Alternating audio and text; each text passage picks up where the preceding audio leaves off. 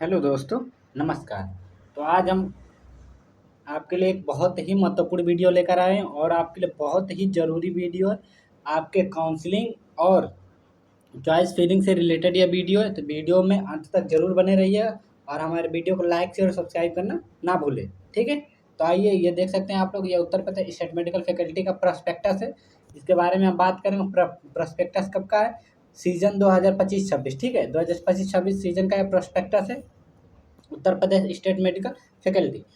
ठीक है, तो इसके बारे में हम बात करेंगे कि इस प्रोस्पेक्टस के माध्यम से ही हम समझेंगे कि हमारी चॉइस फिलिंग की प्रक्रिया क्या रहेगी, काउंसलिंग की प्रक्रिया क्या रहेगी। ठीक है, इन सभी चीज़ों के बारे में बात करेंगे। हमारी फीस कितनी लगने वाली है, Uttar Pradesh state medical faculty का प्रोस्पेक्टस है। ठीक है, तो हमारी फीस कितनी लगेंगी, चॉइस फिलिंग कितने लगेंगे, कौन सा हमारे पैसे कितने रिफंडेबल होते हैं, कितने रिफंडेबल नहीं होते हैं, इन सब पे हम बात करेंगे। ठीक है, तो आइए देखते हैं।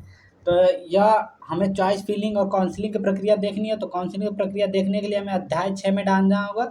अध्याय 6 में जाना होगा, जो कि पेज नंबर पृष्ठ संख्या किस पे है? 11 से 15 के बीच में है। ठीक है, तो आइए हम चलते हैं अध्याय 6 पे, पृष्ठ संख्या 11 से 15, अध्याय 6। ठीक है, तो यह तो दोस्तों, आप ये देख सकते हैं कि हमारा अध्याय 6 आ चुका है, जिसमें हमें बताया गया है कि हमें काउंसलिंग कैसे करना है और क्या प्रक्रिया रहेगी काउंसलिंग की। इन सब के बारे में पूरे डिटेल में बताया गया है। तो हम पहले सबसे पहले इस 3 लाइनों के बारे में, 3 स्टेप के बारे में जानेंगे कि 3 स्टेप में क्या बताया गया है। तो इसमें यही बताया गया कि जो हमारी काउंसलिंग प्रक्रिया है वो 3 राउंड में कराई जाएगी, फर्स्ट, सेकेंड और थर्ड। ठीक है, यह हमारी काउंसलिंग प्रक्रिया प्रथम, द्वितीय और तृतीय 3 राउंडों में कराई जाएगी।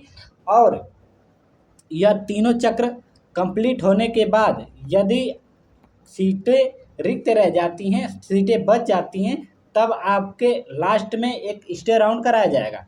तब आपका लास्ट में एक स्टे राउंड कराया जाता है, जिसे फोर्थ राउंड भी हम बोल सकते हैं या लास्ट राउंड भी बोल सकते हैं, जिसे स्टे राउंड नाम दिया गया है। तो आपके लास्ट में एक स्टे राउंड कराया जाता है। और जब आप काउंसलिंग प्रक्रिया कराने जाएंगे, काउंसलिंग की प्रक्रिया शुरू कराने जाएंगे, या जब काउंसलिंग शुरू होगी, तब आपको किन किन चीज़ों की ज़रूरत पड़ेगी।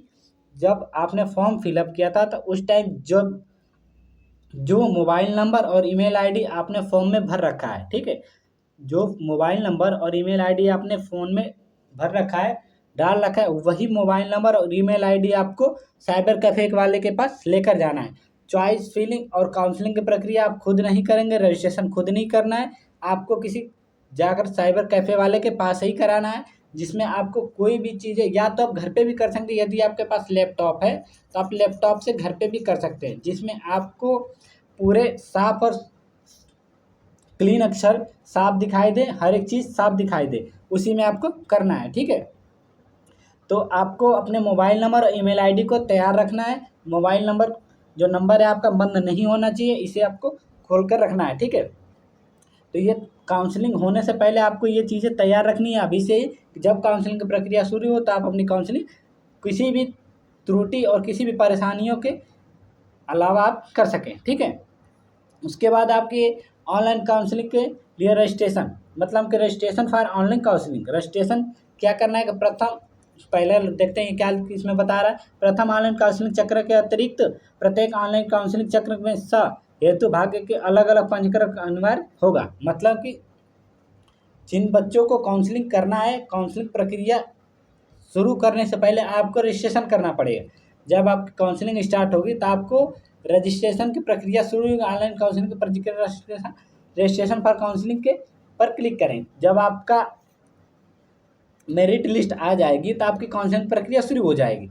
जब मेरिट लिस्ट आएगी, काउंसलिंग प्रक्रिया शुरू होगी, तब आपको रजिस्ट्रेशन फॉर काउंसलिंग पे क्लिक करना है। ठीक है, और आपका ईमेल आईडी और फ़ोन नंबर जब डालेंगे, और आपके पास एक पासवर्ड भी, आपने जब फॉर्म फिलअप किया होगा तो एक पासवर्ड आपने डाला होगा, उस पासवर्ड को डालेंगे और लॉगिन करेंगे, तब आपके प्रथम चरण खुल जाएगा, जिसमें आपको 500 रुपये नॉन रिफंडेबल के रूप में पे करना पड़ेगा। मतलब क्या है इसका, कि आप जब रजिस्ट्रेशन करेंगे तो रजिस्ट्रेशन फीस 500 रुपीज़ है।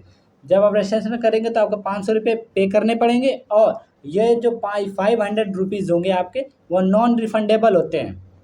ठीक है, और इसके बारे में और क्या है कि जब आप, जैसे कि आपका फर्स्ट राउंड हो गया, फर्स्ट राउंड आपने रजिस्ट्रेशन किया, चॉइस फिलिंग किए और आपको कोई भी सीट अलॉट नहीं हुआ, जब आपको कोई भी सीट अलॉटमेंट नहीं मिलेगा, सीट अलॉट नहीं होगा, तो आपका ये 500 रिफंडेबल नहीं होगा। ये फैकल्टी अपने पास रख लेती है।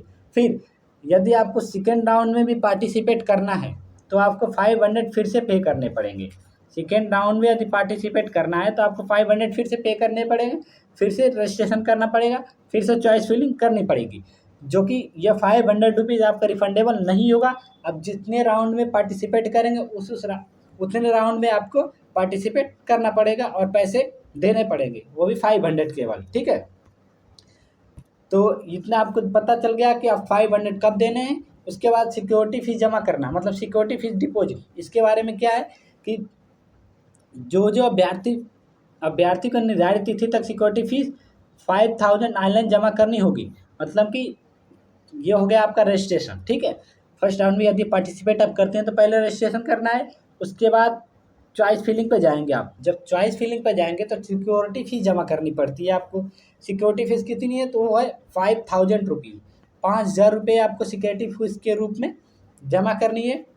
जब भी आप सिक्योरिटी फीस जमा करें तो जितना हो सके उतना प्रयास करें कि अपनी सिक्योरिटी फीस अपने फ़ोन से ही पे करें, अपने घर वाले के फ़ोन से पे करें या अपने खुद के फ़ोन से पे करें। ये साइबर कैफ़े वाले से पे नहीं करवाना है, क्योंकि ये जो 5000 रुपीज़ होते हैं, 5000 जो रुपये होता है, ये आपका रिफंडेबल होता है। यदि आपको फर्स्ट राउंड में नहीं मिलता है कोई कॉलेज तो सेकेंड राउंड में मिलेगा, सेकेंड राउंड में नहीं मिला थर्ड में मिलेगा, स्टे राउंड में मिलेगा। ठीक है, अगर इनमें से किसी में नहीं मिलेगा तो आपका पेमेंट रिफंड करा दिया जाता है। ठीक है, तो आप अपनी सिक्योरिटी फीस अपने फ़ोन से ही पे करें, चूँकि जो कि जब रिफंड होगा तो आपके पास आपका पैसा आ जाएगा। ठीक है, और जब आप यह 5000 पे करें तो इसकी फ़ीस रसीद को प्रिंट करके अपने पास रख लें, क्योंकि जब आपका कॉलेज अलॉट हो जाएगा तब आपके कॉलेज में यह लेकर प्रिंट आउट जाना रहता है। ठीक है, जिन अभ्यर्थी को सिक्योरिटी फीस जमा नहीं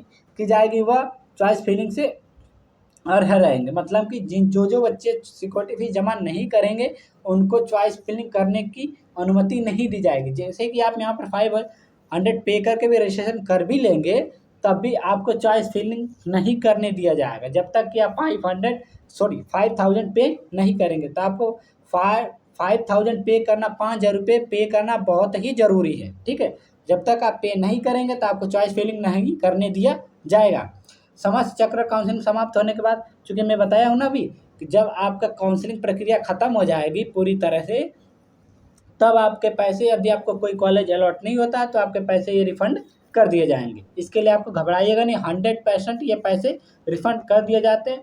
क्योंकि मेरे आप डबल पेमेंट भी कर देंगे, मैं बता रहा हूँ आपको कि यदि आप डबल पेमेंट भी कर देंगे तो आपके पैसे रिफ़ंड करा दिए जाएंगे। उसके लिए अब घबराने की कोई बात नहीं है। जिन अभ्यर्थियों को सीट अलॉट या जहाँ आवंटित केंद्र पर परिसर नहीं लिया जाए तो वही बात है कि जिन बच्चों को तो पुनः सिक्योरिटी फीस जमा करनी होगी।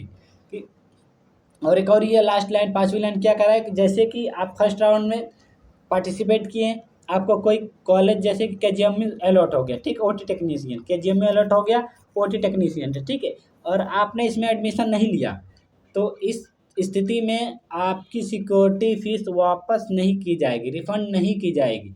तो आपको कोई भी कॉलेज और सीट अलॉट हो जाए तो आपको एडमिशन ले लेना है।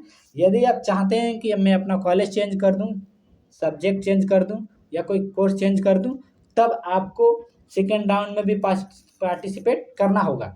तो उसके लिए आपको पहले फर्स्ट राउंड में जो कॉलेज मिला है उसमें आपको एडमिशन लेना बहुत ही ज़रूरी होगा। ठीक है, तो यदि आप फर्स्ट राउंड में एडमिशन नहीं लेंगे तो आपका यह क्या होगा, फीस रिफंडेबल नहीं होगा। ठीक है, उसके बाद online choice filling. Online choice filling में आप अपना ईमेल आईडी डालेंगे, पासवर्ड डाल लेंगे, रजिस्ट्रेशन प्रक्रिया पूरी कर लेंगे, चॉइस फिलिंग कर लेंगे, फिर उसे आप अच्छे से पूरे एनालाइज करने के बाद ईमेल आईडी, पासवर्ड और अपनी चॉइस फिलिंग, कौन से कोर्स को आपने चूज़ किया है, कौन सा कॉलेज कितने नंबर पे रखे हैं, कितने परसेंट आपके हैं, जैसे कि मैंने अपने पिछले वीडियो में बता रखा है कि कितने परसेंट वाले बच्चों को कौन सा कोर्स लेना चाहिए और कौन सा कॉलेज लेना चाहिए। ठीक है, तो आपकी जब चॉइस फिलिंग कंप्लीट हो जाए, आप अपने जो भी आपको कोर्स करना है उस कोर्स को रखेंगे, अपने कॉलेज को रखेंगे, जो भी जिस कॉलेज से आप करना चाहते हैं, ठीक है, उस कॉलेज को अच्छे से एनालाइज करके अच्छे से देख कर ही आप चॉइस फिलिंग के बटन पर क्लिक करें और उसे लॉक करें, ठीक है। अब हम अपने नेक्स्ट वीडियो में बात करेंगे कि जब हमें कॉलेज अलॉट हो जाएगा, जब हम एडमिशन प्रक्रिया लेने जाएंगे तो हमें कौन कौन सा डॉक्यूमेंट लेकर जाना चाहिए, कौन कौन से डॉक्यूमेंट लगेंगे, कॉलेज में कितनी फीस लगेंगी, ठीक है। इन सभी चीज़ों के बारे में पूरे डिटेल में बात करेंगे। तो आप ये वीडियो को अधिक से अधिक लोगों को शेयर करें, हमारे चैनल को लाइक और सब्सक्राइब करना ना भूलें। धन्यवाद।